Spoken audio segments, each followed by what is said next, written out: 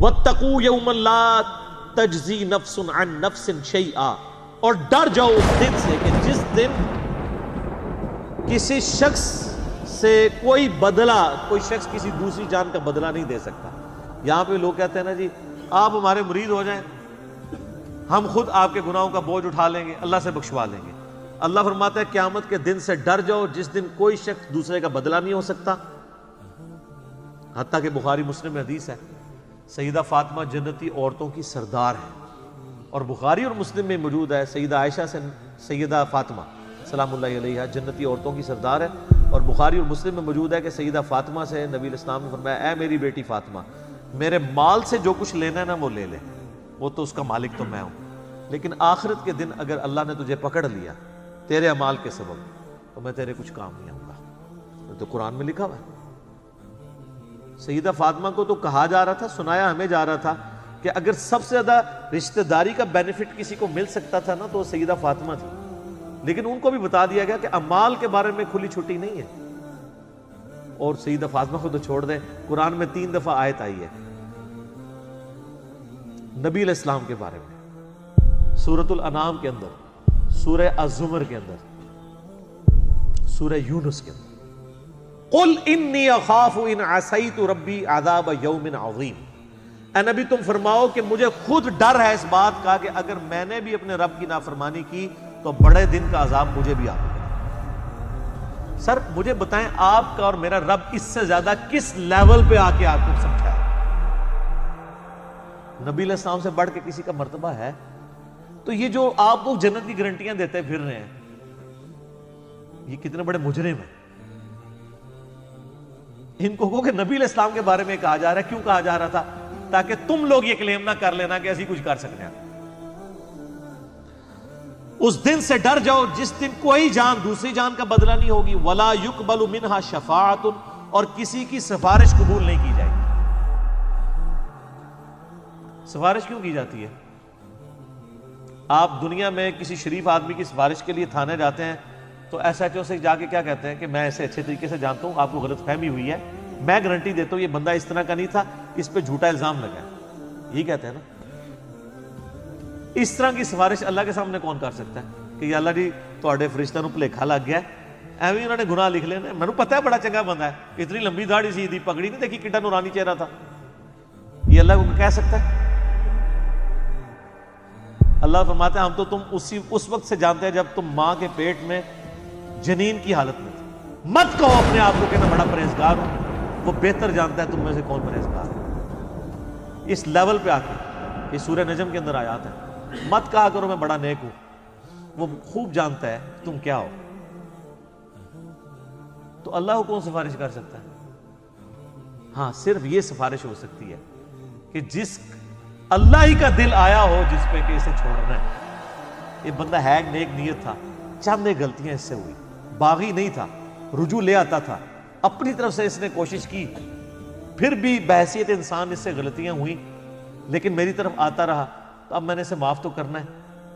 تو معاف میں پھر ڈائریکٹ کرنے کی بجائے اپنے محبوب صلی اللہ علیہ وآلہ وسلم کی شفاعت سے کرواؤں، تاکہ میرے نبی علیہ السلام کی عظمت لوگوں کے دلوں پر اجاگر ہو۔ دنیا میں بھی ایسا ہوتا ہے، اگر کسی کلاس کے اسٹوڈنٹ کو پوزیشن آنے کے اوپر اسکول والے یا کالج والے ٹرافی دیتے ہیں تو وہ کسی مہمان خصوصی کے ذریعے دیتے ہیں نا۔ اس کالج کے اسٹوڈنٹ کو کبھی وہم بھی آتا ہے کہ اس مہمان نے مجھے ٹرافی دی ہے، ان کو پتا ہوتا ہے کہ یار یہ تو مڈل مین ہے، ٹرافی تو اسکول نے دی ہے اور اس کو آنر دی ہے، تو سر نبی علیہ السلام کو بھی آنر ملنی ہے۔ یہ بخشش کا فیصلہ اللہ نے کرنا ہے۔ یہ اسی شفاعت کی نفی ہو رہی ہے کہ دوست کے ساتھ شفاعت کوئی نہیں ہے، شفاعت بالاذن ہے، شفاعت بالوجاہت نہیں ہے۔ اور وہ بالاذن کون سی ہے؟ جو اسی صورت میں آگے جا کے آیت الکرسی میں آیت نمبر 255 میں آ جائے گی، من ذا الذی یشفع عنده الا باذنہ، کس کی مجال ہے کہ سفارش کر دے؟ ہاں اللہ جس کو اذن دینا کہ ہاں اس کی سفارش کر لو تو وہ قبول ہو۔ تو شفاعت دھونس کے ساتھ نہیں ہے، اللہ کے فضل کے ساتھ ہے۔ لیکن نبی علیہ السلام چونکہ مہمان خصوصی ہیں، اور وہ سورہ بنی اسرائیل میں آیا، نبی علیہ السلام کی جو حدیث ہے نا بخاری مسلم میں، حدیث شفاعت، کہ قیامت والے دن سب لوگ حضرت آدم کے پاس جائیں گے، پھر وہ کہیں گے کہ آج مجھے اپنی جان کی فکر ہے، اذهبوا الی غیری، کسی اور کی طرف جاؤ. پھر حضرت نوح کے پاس جائیں گے، وہ کہیں گے آج مجھے اپنی جان کی فکر ہے. ہوتے ہوتے اینڈ پہ نبی علیہ السلام تک پہنچیں گے، آپ فرمائیں گے انا لہا، اور آپ اللہ کے حضور سجدہ کریں گے. اللہ فرمائے گا اپنا سر اٹھاؤ، تم سفارش کرو، ہم قبول کریں گے. اس کے بعد الفاظ ہیں کہ اللہ تعالیٰ میرے لیے تعداد مقرر فرمائے گا، اللہ بتائے گا مجھے. دھونس نہیں ہے سر، اللہ کو کس کی دھونس ہے؟ اسے کہتے ہیں شفاعت بالاذن. اور پھر نبی علیہ السلام نے اینڈ پہ فرمایا اس حدیث کے کہ قرآن پڑھ کے دیکھ لو، عسیٰ ان یبعثک ربک مقاما محمودا، اے نبی ان قریب ہم آپ کو ایسے مقام پر فائز کریں گے جہاں ہر شخص آپ کی تعریف کرے گا. مقام محمود کیا ہے؟ محمود کہتے ہیں جس کی حمد کی جائے. تو نبی علیہ السلام کا ایک نام محمود بھی ہے، آپ حمد کرنے والے بھی ہیں، اور آپ وہ ہیں کہ جس کی حمد کی جائے. محمد کا مطلب کیا ہے؟ تعریف کیا گیا. تو مقام محمود قیامت والے دن وہ مقام ہے کہ جس مقام پہ اللہ جب فائز کرے گا اور آخرت کی جو بخشش کی ٹرافیز آپ کے ہاتھوں بٹوائے گا نا، تو لوگ آپ کی تعریف کریں گے کہ اس کی آنر ہے اللہ کے حضور. مسئلہ شفاعت پہ 88B مسئلہ میرا ڈیٹیل سے 1.5 گھنٹے کی گفتگو ریکارڈڈ کے اندر موجود ہے، آپ یوٹیوب کے اوپر اپلوڈڈ آپ دیکھ سکتے ہیں. تو یہاں پہ شفاعت بالوجاہت کا انکار ہو رہا ہے، کیٹاگوریکل، کہ شفاعت نہیں ہے سوائے وہ والی شفاعت کے جو آگے آئے گی. وَلَا يُؤْخَذُ مِنْهَا عَدْلٌ، نہ کسی سے کوئی معاوضہ قبول کیا جائے گا. یہ دنیا میں رشوت کر کے آپ چھوٹ سکتے ہیں نا، اللہ کو رشوت دے سکتا ہے؟ قرآن میں آگے چل کے آئے گا کہ اگر کوئی پوری زمین کے برابر سونا بھی دے دینا عذاب سے چھوٹنے کے لیے، کچھ نہیں کر سکتا. وَلَا هُمْ يُنصَرُونَ، اور نہ اس کی کوئی مدد کر سکے گا. لو جی ایک آیت جڑی ہے نا سورۃ البقرہ کی آیت نمبر 28، آپ کے انڈیا، پاکستان، بنگلہ دیش کے بالخصوص اور باقی پوری امت مسلمہ کے بالعموم عقائد کو پیسیفک اوشن میں پھینک دیتی ہے.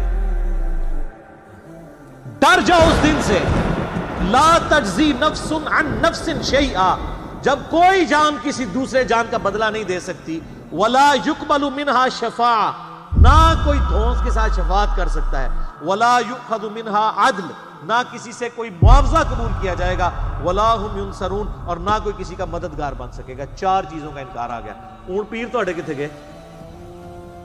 تو بچارے آپ کو ٹھیک ہی تو کہتے ہیں، آپ کیوں نہیں مانتے کہ قرآن حدیث ڈائریکٹ نہیں پڑھنا گمراہ ہو جاؤ گے؟ بالکل ٹھیک کہہ رہے ہوتے ہیں.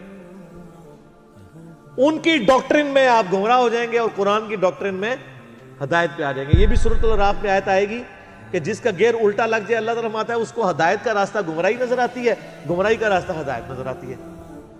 اور اللہ سے ڈر جائیں اس معاملے میں کہ کسی شخص کو گمراہی ہدایت نظر آنا شروع ہو جائے اور ہدایت گمراہی. اور اسی چیز کو قرآن حکیم میں کئی جگہ کہا گیا ہے، شیطان نے ان کے برے اعمال ان کی نظروں میں سنوار دیے. اور یہ بڑا خطرناک معاملہ ہوتا ہے جب کہ شیطان انسان کو نیکی کے کام کروانا شروع کر دے نیکی کے نام کے اوپر، حالانکہ وہ ہو برائی کے کام. سلطانہ ڈاکو، بڑے اسمگلر، بڑے بڑے پراپرٹی ڈیلرز لوگوں کی زمینیں ہتھیا کے 1 لاکھ بندے کا دسترخوان چلا رہے. تو شیطان نے ان کے برے اعمال ان کی نظر میں سنوار دی. ان کو یہ حرام کا پیسہ کمانا نظر نہیں آ رہا، ان کو نظر آ رہا ہے کہ یار ہم اتنے غریبوں کو کھانا کھلا رہے ہیں. اچھا، اس دنیا میں اس کی تعریف ہوگی، اللہ کے ہاں 0 سے ملٹیپلائی. اللہ کو دھونس نہیں ہے نا. یہ روب تو آپ پہ چل سکتا ہے نا. اللہ کے لیے کوئی روب ہے کسی بندے نے 1 لاکھ کو کھلایا؟ سر جو روزانہ لاکھوں ویل مچھلیوں کو کھانا کھلا رہا ہے پیسیفک کے اندر اور اٹلانٹک کے اندر، جو ایک چھوٹے ویل مچھلی کی جو ایک وقت کی خوراک 500 کلو گوشت ہے، آدھا ٹن ایک وقت کا چھوٹی ویل کھاتی ہے، جو ملینز آف ٹن گوشت لاکھوں ویلوں کو روزانہ کھلاتا ہے، اس کے سامنے 1 لاکھ کا دسترخوان تو ایک ویل مچھلی سے پورا ہو جاتا ہے. اس کو کوئی یہ کہے گا کہ جی میں 1 لاکھ بندے کو کھانا کھواتا سر، اور کہاں سے کھلاتا تھا؟ اس کے دیے ہوئے میں سے، جو اللہ نے اس کو دینا تھا لیکن اس نے حرام کے طریقے سے لوٹا. مرنے سے پہلے اے مسلمان کر لے اس پہ غور، کتابوں کا خدا اور ہے، بابوں کا خدا اور۔ سر قرآن کی ہر آیت کے بعد جیسے ایک گول دائرہ ڈلا ہوا ہے نا، ایک چھوٹا سا سٹیرک لگا کے نا سائڈ پہ یہ شعر لکھ دیا جائے اردو کے اندر، کم از کم پنچ کرے آپ کے دماغ کو۔ اور میں کہتا ہوں کہ سوائے سعودیہ کے اور عرب ملکوں کے کسی ملک میں قرآن بغیر ترجمے کے چھاپنا حرام ہونا چاہیے۔ یہ گورنمنٹ کا کام ہے۔ آپ کیوں لوگوں کو طوطا بنانا چاہتے ہیں؟ اگر ہمارے آئین میں یہ شک داخل ہو جاتی، میں نے کئی دفعہ ہائی لائٹ کی ہے 73 کے، کہ پاکستان میں صرف عربی میں قرآن نہیں چھاپ سکتا۔ صرف عربی میں قرآن چھاپنے کا مطلب کیا ہے؟ آپ لوگوں کو یہ بتا رہے ہیں کہ صرف عربی پڑھنی ہے، یہی بتانا چاہ رہے ہیں۔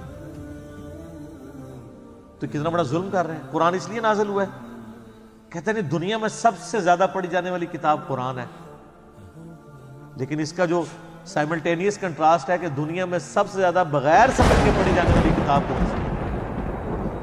یہ اتنا بڑا تماچا ہے اس امت کے منہ کے اوپر۔ تو قرآن انڈیا، پاکستان، بنگلہ دیش کے اندر، رشیا کے اندر، ایران کے اندر بغیر ان کی نیٹو لینگویج کے ترجمے کے چھپنا ہی نہیں چاہیے، بلکہ گورنمنٹ کا کام ہے کہ صرف عربی میں جو قرآن چھپے ہوئے یہ ریٹریو کریں مسجدوں سے، اور اس کی بجائے وہ رکھیں۔ کتنا خرچہ ہو جاتا ہے؟ سعودیہ والے دیکھیں نا، جو بندہ حج عمرے پہ جاتا ہے، حج والوں کو تو وہ ایٹ لیسٹ قرآن پاک ان کی زبان میں دیتے ہیں۔ چائنیز آئے ہیں تو چائنیز کو چائنیز لینگویج میں دیں گے، ملائی لینگویج میں دیں گے ملیشینز کو، پاکستانیوں کو اردو ترجمے والا دیتے ہیں۔ ہماری گورنمنٹ نہیں کر سکتی، کوئی خرچہ نہیں ہے۔ ایک مسجد میں کتنے قرآن زیادہ رکھے ہوتے ہیں؟ 15-20، اس سے زیادہ نہیں ہوتے۔ 15-20 قرآن تو ایک محلے میں لوگ خود خرید کے وہاں پہ رکھ سکتے ہیں ترجمے والے۔ صرف گورنمنٹ اس کے اوپر چلان کرنا شروع کر دے کہ بغیر ترجمے والا قرآن جس کی مسجد سے ملا اس مولوی کو اندر کریں گے۔ اچھا سر، یہ اناؤنسمنٹ ہونا تو آپ دیکھیے گا سب سے زیادہ مخالفت کون کریں گے؟ کیوں؟ علماء تو ٹھیکیدار ہیں، علماء کو تو خوش ہونا چاہیے کہ لوگ، وہ تو کہتے ہیں ہم اسلام کی خدمت کے لیے بیٹھے ہیں، یہ اسلام کی خدمت ہی ہے ترجمے والا قرآن ہو۔ ان کو پیڑ کیوں ہوگی؟ تکلیف کیوں ہوگی؟ اڈا بند ہو جائے گا، ان کو یہ پتہ چل جائے گا بھی قرآن میں یہ کچھ انہوں نے پڑھ لیا کہ یہ مولوی رام خوری کرتے رہے ہو، کہیں گے دیکھو ساڑھے مولوی صاحب تسی بھی تو وہی کر رہے ہو نا، سانو تو تسی ممبر تے چڑھ کے کہندے ہو، اور خود آپ اپنی جان کو بلائے بیٹھے ہوئے ہیں، اور یہ پرانے کام آپ نے بھی شروع کیے ہوئے ہیں۔ تو پھر ہر گلی سے، ہر مسجد سے انجینئرز نکلیں گے، تو اس ڈر سے وہ کبھی بھی یہ نہیں ہونے دیں گے۔ لیکن ہمت نہیں آنی چاہیے۔ میں کہتا ہوں جس کا جدھر انفلوئنس ہے نا، عربی والے قرآن نہیں نکال سکتے، کم از کم اگر 10 عربی والے ہیں تو 10 اردو ترجمے والے وہاں رکھ دیں۔ کل کو کوئی، اور اردو اور ترجمے والے قرآن کے ساتھ سب سے بڑا مسئلہ یہ ہے کہ یہ غلاف میں لپیٹے ہوئے ہوتے ہیں، وہ ویسے ہی نہیں کوئی کھولتا، کون اینج کر کے کھولے پھر اینج کر کے بند کرے۔ غلافوں کے، غلاف تو دشمن ہے قرآن کے، غلاف نہیں ہونے چاہیے۔ ہاں سامنے شیشہ لگا ہو، اچھی الماریاں بنی ہوئی ہوں، ڈسٹ پروف ہوں۔ قرآن کے اوپر غلاف کا کیا تک لگتا ہے؟ آپ خود مجھے بتائیں نا، 2 قرآن پڑھے ہو، ایک غلاف میں اور بغیر غلاف کے، آپ غلاف والے کو آڑ لگائیں گے؟ اتنا ٹائم کس کے پاس ہے یار؟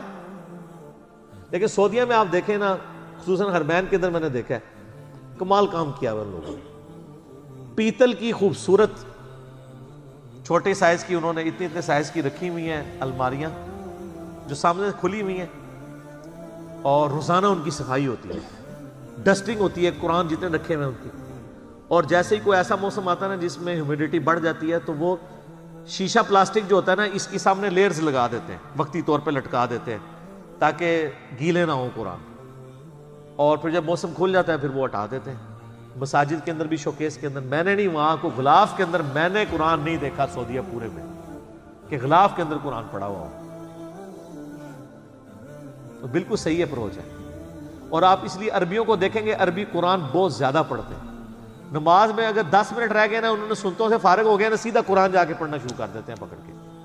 یہ خیر لادہ بات ہے کہ پھر وہ مس ہینڈل بھی کرتے ہیں کہ جماعت کھڑی ہوئی ہے تو وہیں ایسے رکھ دیتے ہیں، بعض کا جوتیوں کے ساتھ ہی رکھ دیتے ہیں، یہ اس مس ہینڈلنگ لادہ بات ہے۔ لیکن قرآن یہ چاند ایک، جس طرح جاہل گوار یہاں موجود ہے وہاں بھی موجود ہے، لیکن اوورال قرآن کے ساتھ جو ان کا شغف ہے نا، ظاہر ان کی اپنی زبان کے اندر ہے، وہ نظر آتا ہے۔ باقی پریکٹیکلی اگر آپ کہیں کہ ان کی زندگی میں کوئی فرق پڑا ہوا ہے تو وہ تو اسی وقت پڑے گا نا جب قرآن جو ہے وہ کبھی فزکس کی کتاب چومنے سے یا صرف تلاوت کرنے سے فزکس نہیں آپ کو آئے گی جب تک آپ اس کو سمجھیں گے نہیں. تو سر فزکس سمجھے بغیر نہیں آ سکتے, قرآن سمجھے بغیر کیسے آ سکتا ہے جب تک آپ اس کے اوپر تفکر نہیں کریں گے.